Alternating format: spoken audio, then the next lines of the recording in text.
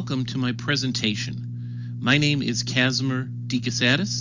I'm an associate professor with Marist College in Poughkeepsie, New York, where I also serve as their director of cyber.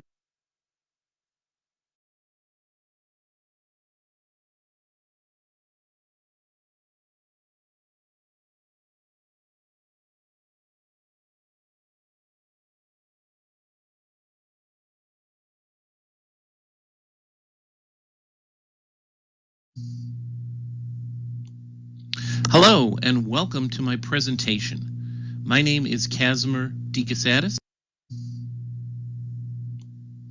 Hello and welcome to my presentation. My name is Casimer. I'm an associate professor with Marist College in Poughkeepsie, New York, where I also serve as their director of cybersecurity education. Today, I'm going to be talking about our research into cybersecurity applications for large language models and artificial intelligence. I'm going to start off with some introductory remarks about the nature of innovation and how it applies to the world of cybersecurity and AI. I'll do a brief orientation on how large language models work and how they apply to some near-term use cases in the cybersecurity space. Then we'll go on and talk about our original research into training and testing ChatGPT to act as a co-pilot for cybersecurity use cases. This will include training it to act as a supplemental resource for Security Operations Center administrators, studying jailbreak and hallucination phenomenon, as well as seeing what happens when we try to analyze various system logs using ChatGPT prompts. Before I joined Marist College, I spent many years as a distinguished engineer with IBM Corporation. The small graph in the lower left insert comes from an IBM Academy of Technology study that I led a number of years ago. We asked our IBM current CEO, Sam Palmisano, to tell us what was the most challenging issue facing the IBM Global Corporation. And it turns out that it was not fitting more transistors onto a small chip or writing hundreds of billions of lines of flawless code. It was that the nature of innovation had begun to change. This is a well-established phenomenon. If you look at the adoption time for new technologies, it gets shorter and shorter as we get into more recent history. For instance, the time between the introduction of the automobile and the time when everyone who knows has an automobile took decades. It gets shorter and shorter as we move into modern technologies like the internet and cell phones. The insert graph comes from the article that I've referenced on this slide, was known as the most important chart in the past 100 years because it shows the adoption rate of ChatGPT.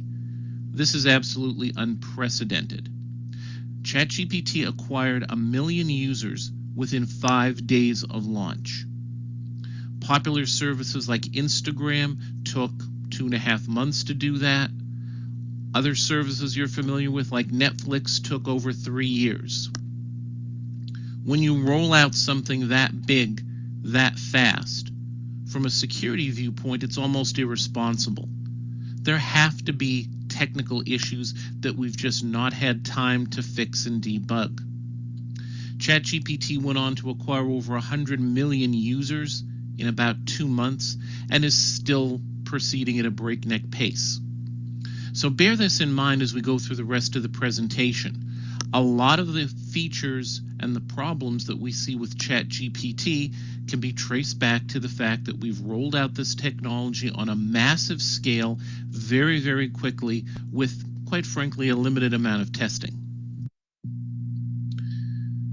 That said, there are a lot of ways we can describe how large language models work. One of the best articles that I've found is by Stephen Wolfram of Wolfram Alpha fame. We note that artificial intelligence as a concept has been around since about the 1950s.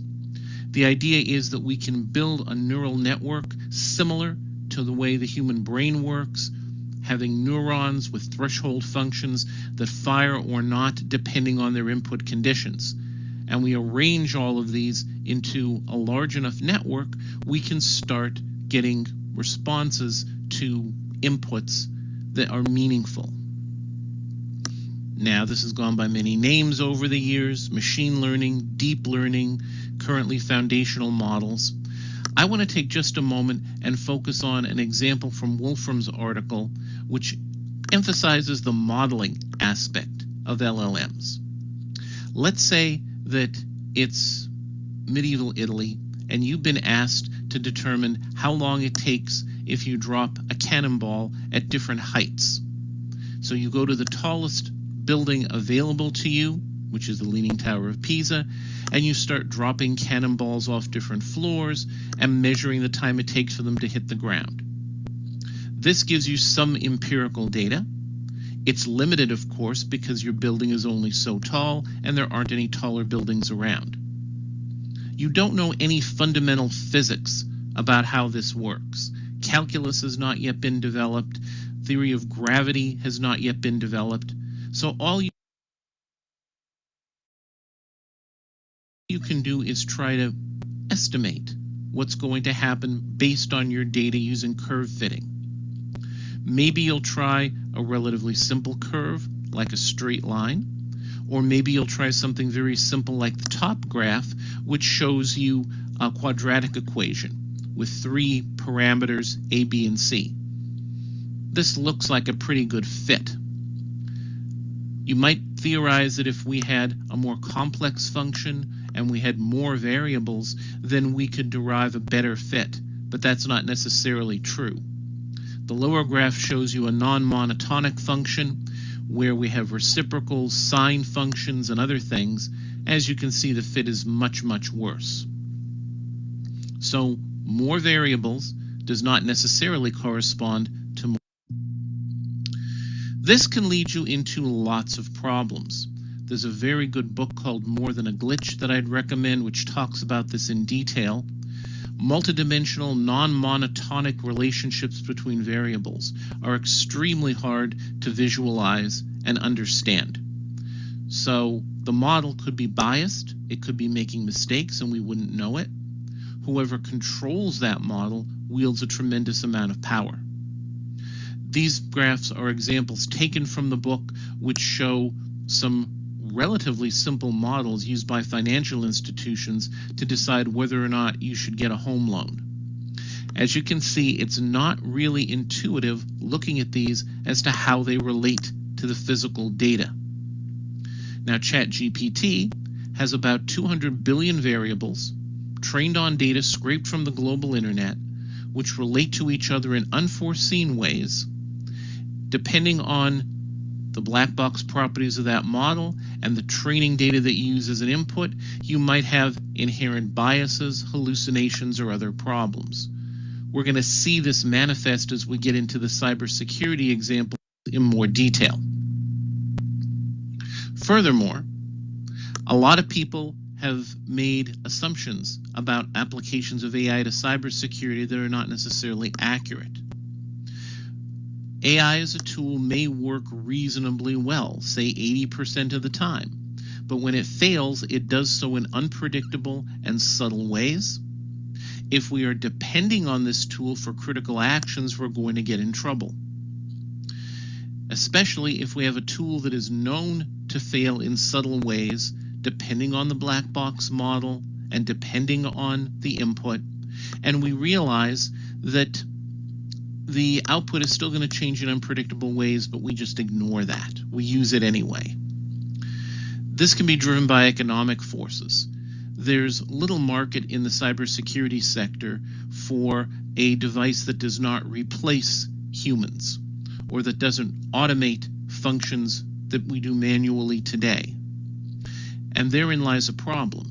Either that system is going to work perfectly most of the time until it fails in a subtle and catastrophic way and causes us problems.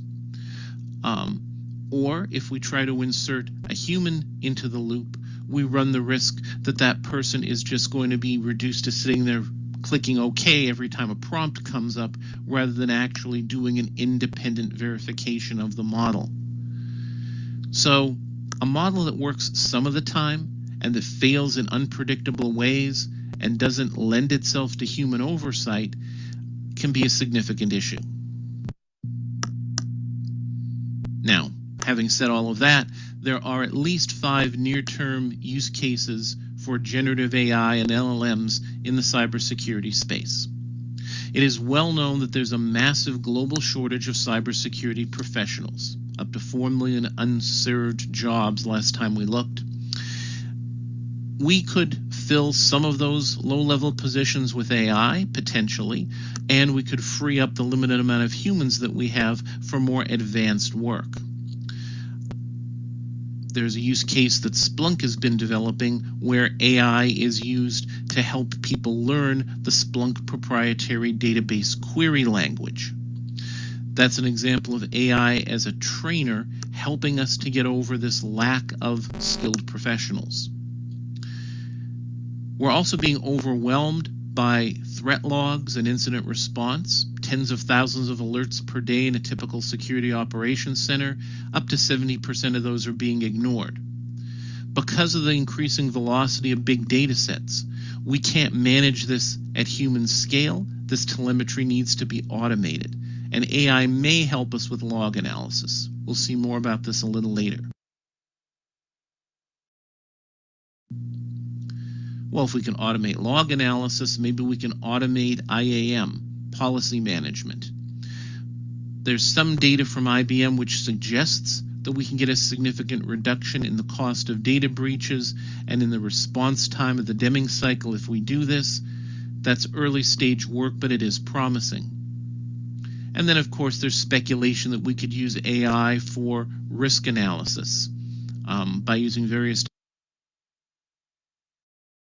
types of forest algorithms, finding shadow data in hybrid cloud. There are a number of cybersecurity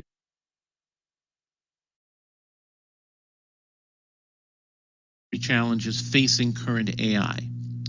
Data provenance is a big one. ChatGPT has not released its source code, architecture, or a lot of its training data. Neither have a lot of other vendors. Also, a lot of this analysis with AI is done in the cloud environment. Clouds are designed to put data in, not take it out in a cost-effective way. So extracting your data from a hybrid cloud is going to become an issue going forward. This lack of data provenance, black box approach leads to jailbreaks and hallucinations that we don't fully understand. It is very hard to tune some ChatGPT models because of the number of GPUs that are required. Some progress has recently been made. We realize that we are in a typical cybersecurity automation arms race.